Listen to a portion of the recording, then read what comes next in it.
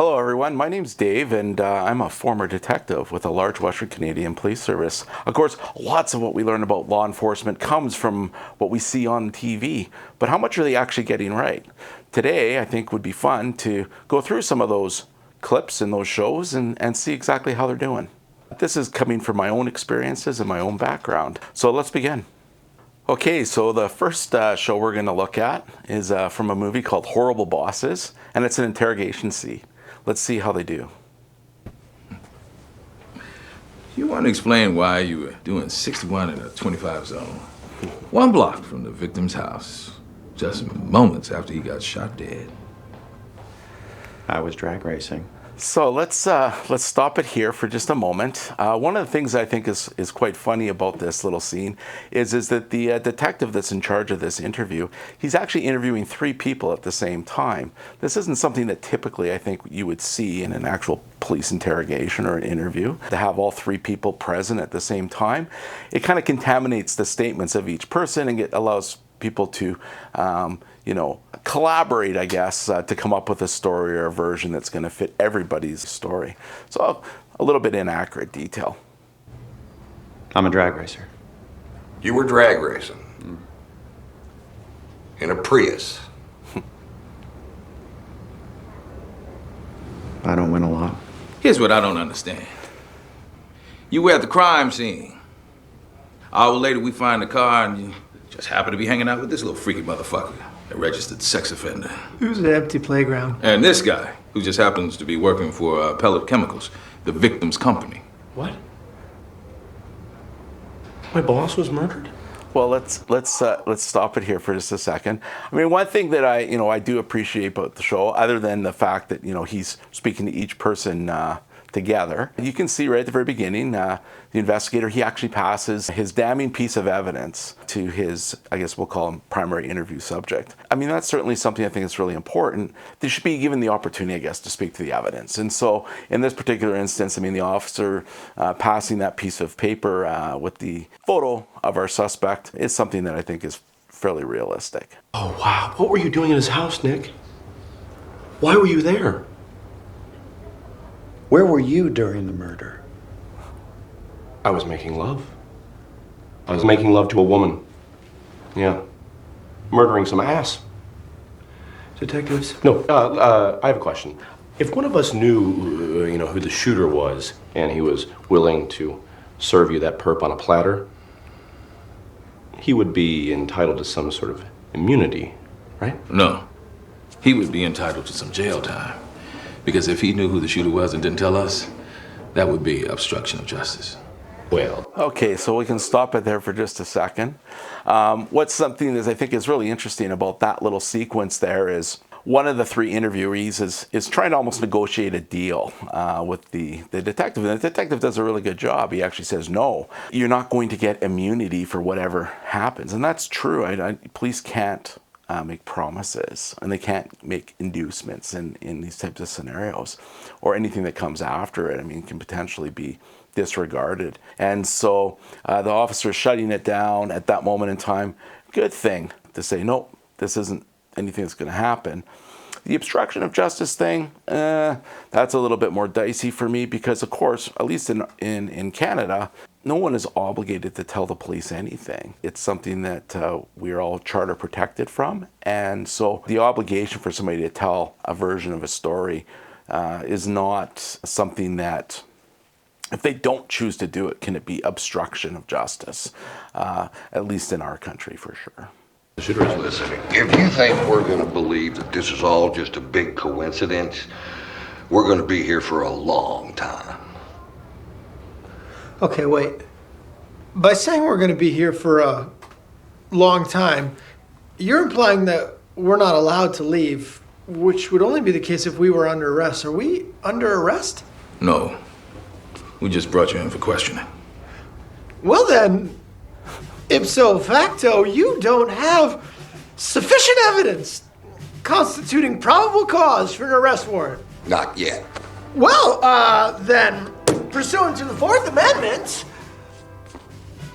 I believe we are free to go. Are we not?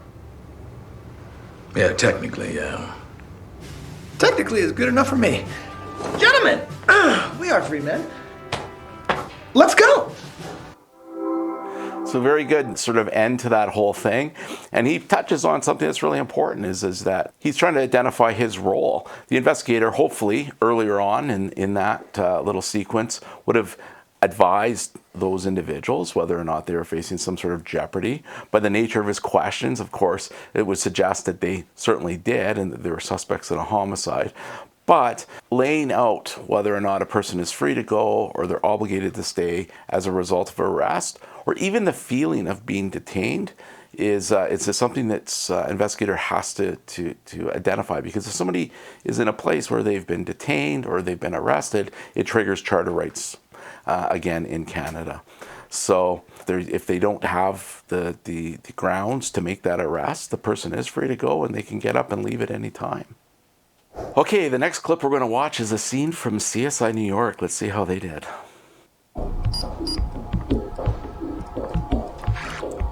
Oh, a classic one here. Shadows. What? That shadow isn't hers. Someone else went by. Ophelia saw the killer. She just didn't know she did.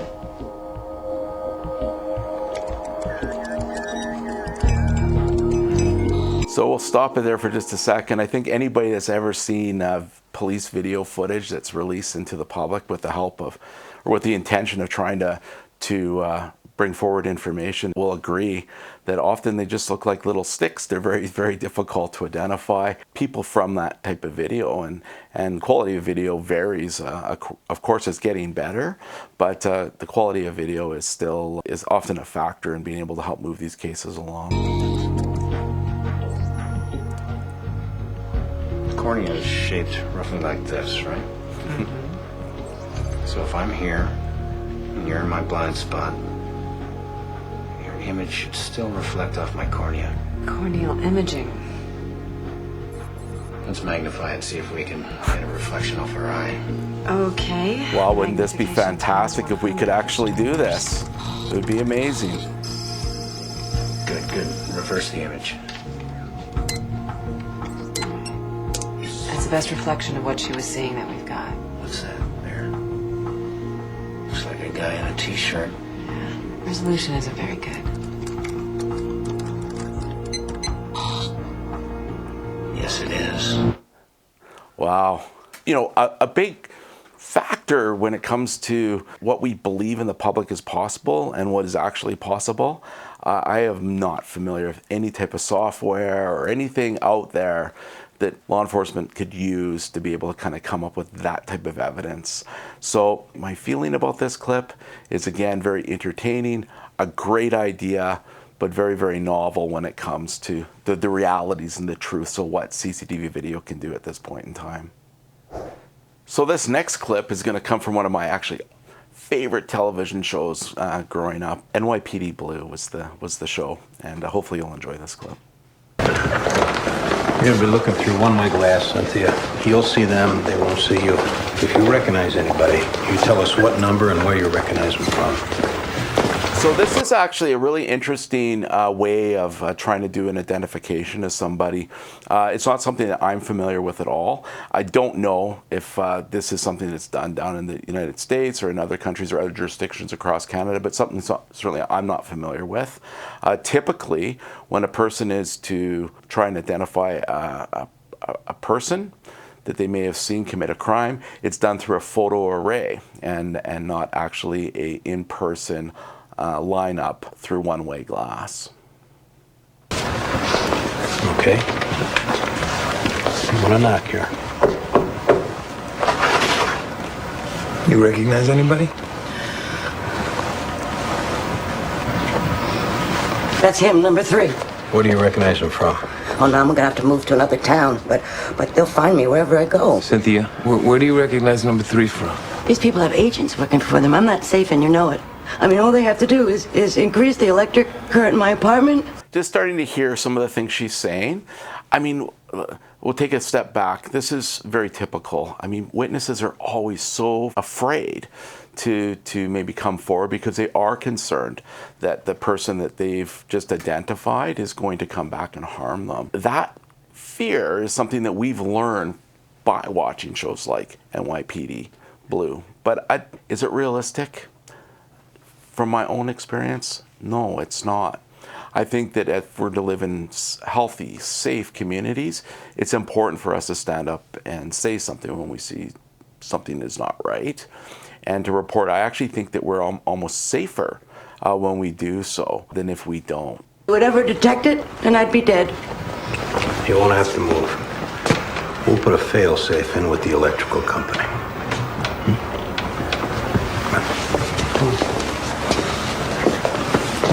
We'll get this guy locked up and off the street. I recognize number 3 from the stairway in my building. He dragged the other one up to the roof. Hold number 3. I mean, there's so many things that witnesses are afraid of course. You know, they're worried about that idea that they could be harmed by the person that they just identified. But there are other factors as well.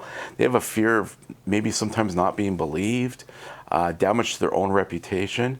It's fair to say that in a lot of cases, some witnesses come from backgrounds or demographics that, you know, are not where they don't trust the police, or they're from a community or a vulnerable community, for example, that they're going to have to return to and worry about the repercussions of them, you know, coming to the police in the first place.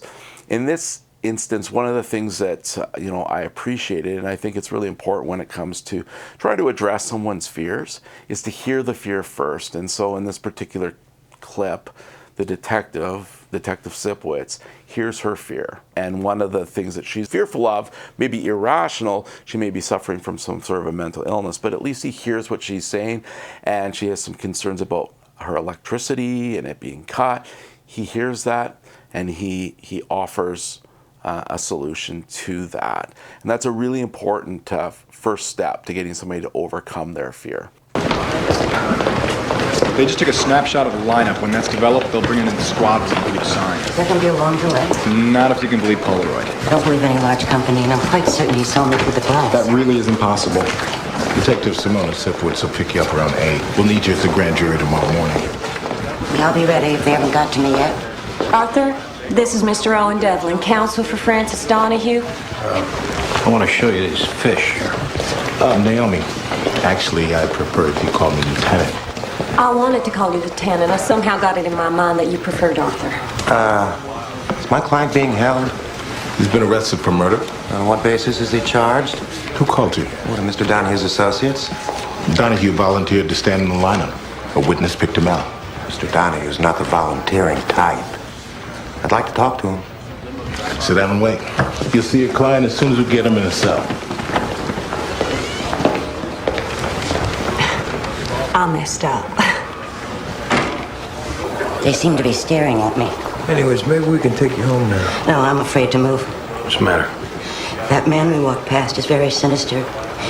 He knew about events before they'd occurred. Well, we can take you another way out. No, once telepathy's involved, that doesn't matter. A couple things kind of going on here. Of course, there's this interaction that occurs at the front of the station house with, sounds like counsel for who they're looking at. I wouldn't say typically that type of interaction, if it occurs, is as adversarial as that one is. I think that people working in just as participants in general, everyone respects one another's roles, and I don't see that type of, or I've never really experienced that type of, adversarial connection with somebody. But the second part of the clip, which I think is interesting and worth noting, is she's continuing to speak about things that maybe suggest that she's suffering from some sort of a mental illness.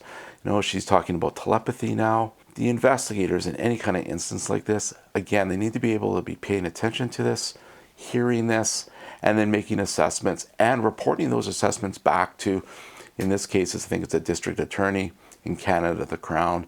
You know, when we have people that are displaying things that maybe could be concern later, it's important to recognize that and report on it as well. Because, of course, the veracity of their statements are going to be judged by it as well later. You know, did they see it or didn't they see it? Is this something that was made up in their mind, or is this something that actually happened? And so it's going to be very important for the investigators to continue to hear what she has to say and then report on any concerns they may have with it. Him and enveloping my cranium. What does Pop Goes Weasel mean, Cynthia? You know? Here we go around the mulberry bush, the monkey chased the weasel. It's the cobbler's bench. No. See, I said it was the cobbler's bench, too. All around the cobbler's bench, the monkey chased the weasel. The monkey thought 'twas all in fun. Pop goes the weasel. You know what that means? A penny for a spool of thread, a penny for a needle. That's the way the money goes. Pop goes the weasel. See, now I was never aware of that verse. The weasel's chased and chased and chased. First by other animals, then his financial problems, till finally he can't take it anymore. So what does he do? He pops. Yeah, so I think, all in all, the clip, again, it was made for entertainment purposes. It brings to light a lot of different dynamics that are occurring in these investigations, including like the credibility of witnesses and the strength of each person's statement, which a court will later have to make a decision on. The next clip we're going to do is one from our next review we're going to do is going to be one from a movie called Training Day.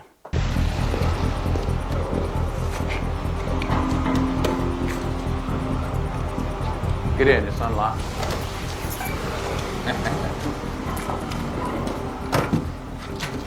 Just throw that in the glove box. This car is not from the motor pool. It's not. Sexy though, isn't it? So where's the office, man? This movie in general, I think, it really explores the ideas of police misconduct, police corruption. Thank goodness in my career, never did I have an opportunity to see this type of thing play out in the city that I worked, and thankful for that. But we'll continue to watch because, again, these are things that shape our minds and our views of the police. So we'll continue to watch it. You're in the office, baby. Going up.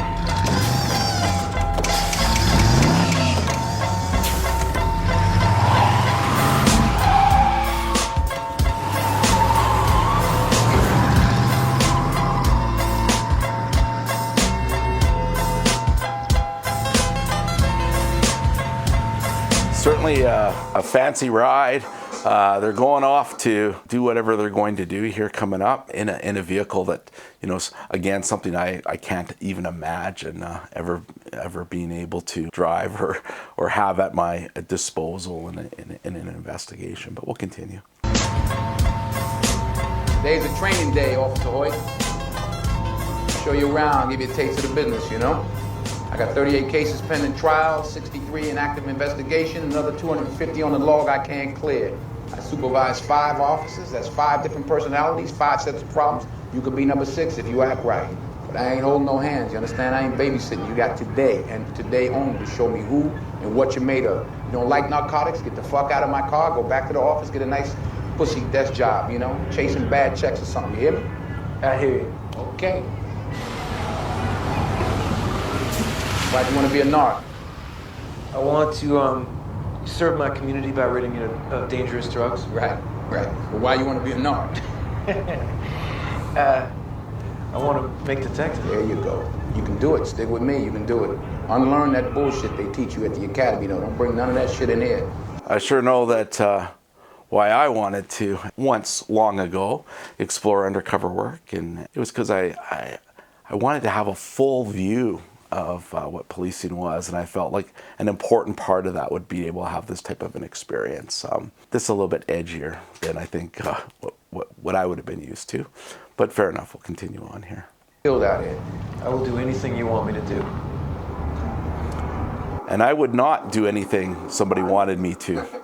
Right? This is a test that's kind of occurring and happening obviously inside the vehicle between a supervisor and a subordinate. There are rules to policing. There's rules to undercover work, and they're going to be bent all the way through this movie. Again, something that if you play outside of the rules, you're going to find yourself in a real dark place, and bad things are going to happen to you. So we'll continue on here. So you gotta hear the street, you gotta smell it, you know? You gotta taste that shit, feel it. How's your Espanol? Más o menos. Learn that shit, brother. Learn that shit. That shit'll get you killed. These motherfuckers out here plotting all kinds of shit behind your back. Yeah, I mean, at the end of the clip, you know, they really touch on how important it is to know the environment, to learn the language. And it's true. All of that has to happen. You have to learn how to slouch instead of stand tall. You have to learn a new language. In this instance, it'll be the language of the street, the language of drugs, the language around the drug business. All really, really important things if you're going to be successful working in an undercover capacity. So far past what I think is actually real, but some of the premise behind some of it is certainly works, and they're trying to blend into their environment like chameleons. Okay, so the next clip that we're gonna study here is one from a really great show, lighthearted look at policing, and it's from Brooklyn Nine-Nine. Let's see how they do here. Okay, we have a few more questions for you, Doctor. Doctor, huh? It's funny when people call dentists doctor. We are doctors. We do 4 years of medical school. It's called dental school. But we learn about the entire body. Yeah, but if you had cancer, you can call it dentist. You know, it's actually harder to get into dental school than medical school. Well, because there are fewer dental schools. Because most people want to become actual doctors. That's ridiculous. One thing I'll say is that in an interview, in any kind of an interview, when you're trying to talk to somebody, you don't want to create an adversarial situation in the room. People are not going to give you the information that you're seeking when you get into arguments with them. And so, not a great start to the rapport building phase of this whole thing. Robert Cialdini talks about likability, and he says, you know, people will like us when we show common ground with them, pay them compliments. Two big versions or parts to likability. In neither one of these cases, he's being disparaging to him. It's not going to get him very far in the interview. It's not like we're college professors calling ourselves doctors. That's the same thing, my friend. Well, sure it is. When someone has a heart attack on a plane, do they yell out, yo, does anybody here have an art history PhD? A PhD is a doctorate. It's literally describing a doctor. Maybe let's refocus. No, the problem here is that medical practitioners have co-opted the word doctor. Okay, Captain. Now, I know we live in a world where anything can mean anything, and nobody even cares about etymology. You almost wonder if that was sort of leading into some sort of trick in the interview room. And they're really kind of playing off this whole idea of good cop, bad cop as well, I guess a little bit. Any person's statement and the conduct of an officer in an interview room is going to ultimately determine whether or not that statement is even going to be admissible. And so when you start to lose your temper like that and you start to kind of point and scream and yell, if that's deemed to be adversarial or threatening in any way, shape, or form, all the hard work that you've put into it, it's not going to go anywhere later. Apparently that's a trigger for me. Yeah, apparently. So, now can we lie? No. But you know what often works? Making him confront his victim. Look your dead friend in the eyes and say his name. Robert. Okay, maybe say his full name. Robert Tupper. His middle name's Henry. Robert Henry Tupper. His wife called him Rob. Work that in. Rob Tupper. Work it into the full name. Robert Rob Henry Tupper. Now say it with a frown on your face. Robert Rob Henry Tupper. Now try not to blink so tears come into your eyes. Robert Rob Henry Tupper. Man, this guy is a good murderer. There's gotta be some way to break him. Wait a minute.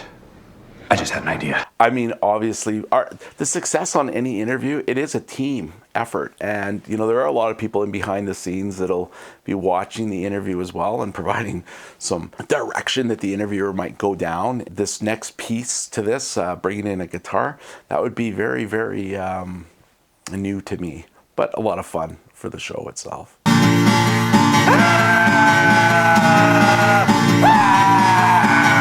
Yeah, I really gotta stop trying that. It never works. Anyways, great show. The characters in that show, they really do fit the police demographic across the board. So they've done a really, really good job. A lot of fun, entertaining type of a show. Not a lot of reality. So I hope you've enjoyed today's short video on some of the clips that I've reviewed. Do you have any clips out there that you think would be fun to review into the future? Just drop a comment below and I'll certainly have a look at it. Again, I think that the most important thing is to remember here, not everything we see on TV is always going to be true. And that's certainly the case for the police. I had a few laughs. I hope you did as well. Look forward to hearing from you all soon.